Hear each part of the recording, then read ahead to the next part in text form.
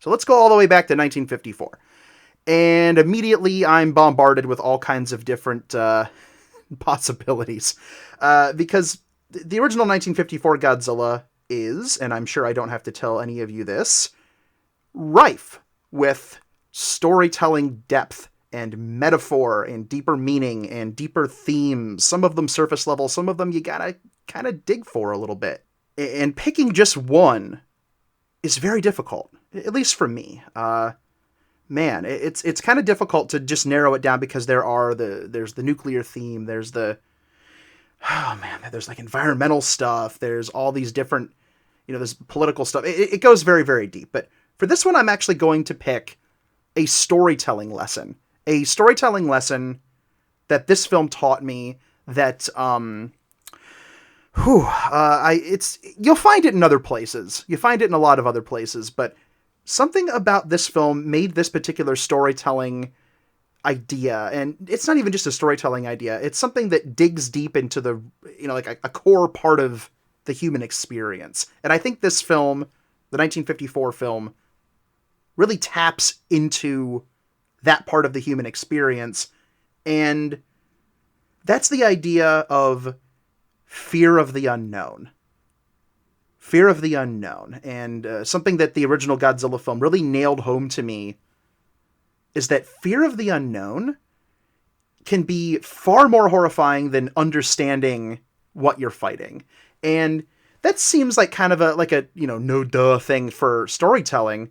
But when I saw the Japanese version of the film specifically, when I was younger, I want to say I saw that film for the first time when I was sometime. I guess in the grand scheme of things, it wasn't that long ago. But I was probably 13 or 14 years old when I finally tracked down the classic media DVD, the 2-disc set that had the Japanese version in it, and that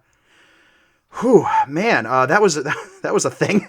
That was quite the revelation to see that film. That was an awakening to see that film, and it taught me that having the answers about something mysterious is more empowering than it is.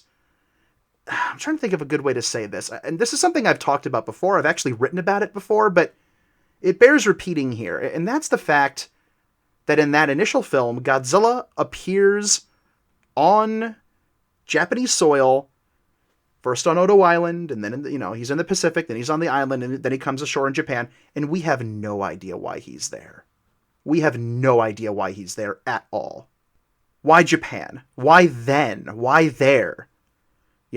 Why didn't he swim off and attack another country? Why didn't he hit mainland China? Why didn't he swim a little, across the Pacific and hit the U.S.? Like, it does, all of these questions. Yes, you can argue proximity. Yes, you can argue that, that's had to happen so that the film could happen. Yeah, I know, but I'm talking about within the film itself.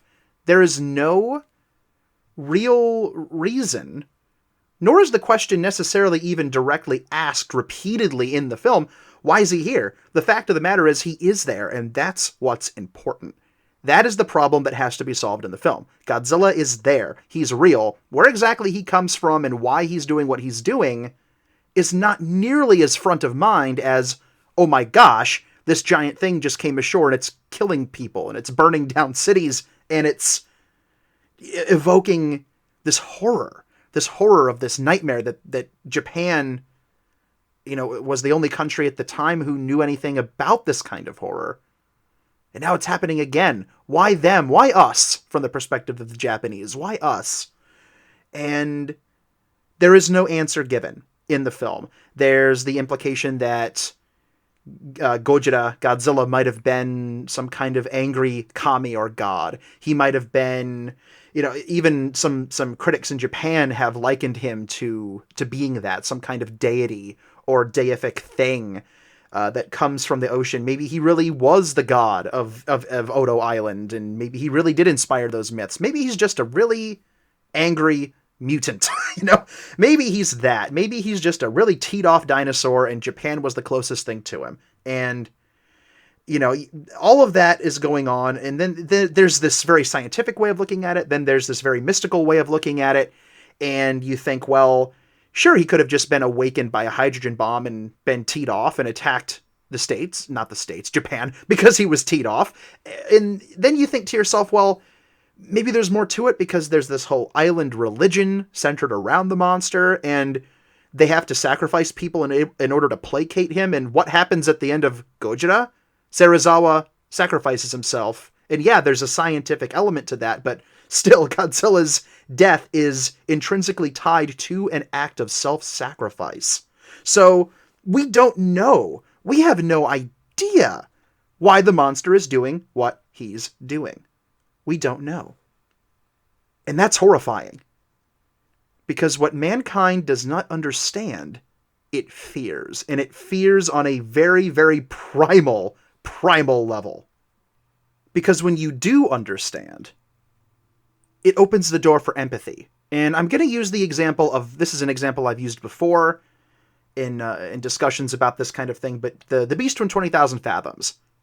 Obviously, a direct influence on Godzilla, but what happens toward the end of Beast from 20,000 Fathoms? The setup is ostensibly the same. I mean, it's obviously not the same film as Gojira, but it's the setup is there. We have a monster that's come up, that's a prehistoric creature that's awakened, it's come out of the ocean, and it's attacking a major metropolitan city. Right? So why don't we fear the beast as much in that film? Well, it's because toward the end it's explained that the poor beast was just heading to New York because millions of years ago, that's where his species mated and nested. So it's like he's going home. And even though it doesn't change the fact that this is a destructive creature that's taking human lives and it's causing all kinds of infrastructure damage because we can't have that. That's expensive. It doesn't change any of that, but what it does do is open the door for empathy to creep in. Now we can sympathize with the monster. Now we have something to latch onto. The human brain is designed to latch onto things that might offer understanding. When we don't understand something, our brain can go in any different kind of direction. It's like the Schrodinger's cat model, where the cat inside the box might be alive or dead. Not knowing drives us crazy. We want to know. And so what motivates that wanting to know? It can be any kind of thing. It can be curiosity. It can be all this different stuff. But a huge motivator of wanting to know the truth about something is that if you don't understand it, fear can creep in. Fear can take over, and fear can make people do irrational things. And that's scary. If the original Godzilla had a motivation, I don't think the original film would have been nearly as powerful. And they never look at the camera and say this kind of thing. If Gojira were made today, there'd be a moment, and you know there would be, where somebody would look at the camera and say, well, where'd he come from? What's he doing here? What's his motivation? And somebody would say, it doesn't matter. Fear of the unknown, blah, blah, blah, modern screenplay, Hollywood, blah, blah, blah. You know that's what they do. You know that's what they do. They would try to explain why they're not explaining it. Or they would just explain it. And listen, there have been stories, Godzilla stories, where his origins have been, if not outright explained, at least alluded to. Immediately coming to my mind is GMK, where his motivation is explained as him being powered by, the spirits of people who died in World War II. There's your motivation. Now you know why he's attacking Japan. And then, the American version of King Kong versus Godzilla pops into my head too, because they kind of go with the Ymir, not the Ymir. I'm getting my Harryhausens mixed up. Oh, I'm really trying not to have to edit this episode. I'm going to roll with it. The Rhedosaur. You know what I meant. The Rhedosaur. The Rhedosaur, always a bastion of, quality. The Monster Musings podcast. Anyway, just a reminder, y'all are paying for this.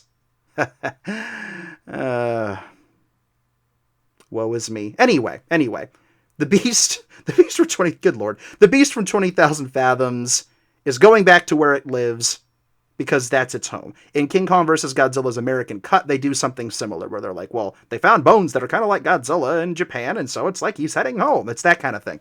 And you almost feel bad for Godzilla at that point, right? Because now you have something concrete to latch onto where you know his motivation, and you can go, oh, poor guy, he just wants to go home. Even though he's killing people, it's less impactful. And Now, this is not a black and white thing. There's something very new. There's a lot of nuance you can inject into this. It's not that one is better than the other. There are so many stories, monster films, and other stories where you can explain origins and motivation. And I love when origins and motivation are explored in films. I love that. A lot of people don't. I like it, but you have to know when and where to do it and when and where not to do it. The original Godzilla didn't need it. The original Mothra from 1961 didn't need it. And there was a whole origin story in the book version that they could have put in the film. But they didn't. Because the movie didn't need it. But the idea of fear being such a motivator, such a powerful, powerful motivator for why we find something, something like Godzilla to be utterly terrifying. We don't know where he comes from. The unknown factor motivates the fear, and the fear motivates captivation on the part of the audience. We don't know what's happening, and we want to know, but some things are just too far beyond our understanding, our capability as, pea-brained mammals on this planet, to understand. That's the perspective. It's like, well, mankind can't fully grasp some things. And Godzilla is one of them, right? At least in this film. So that's something the original Godzilla absolutely taught me. That there's a time and a place to explain things. And if you play your cards right, not explaining things is far more effective than explaining them. And just as H.P. Lovecraft said, fear of the unknown is a heck of a drug. It really, really is.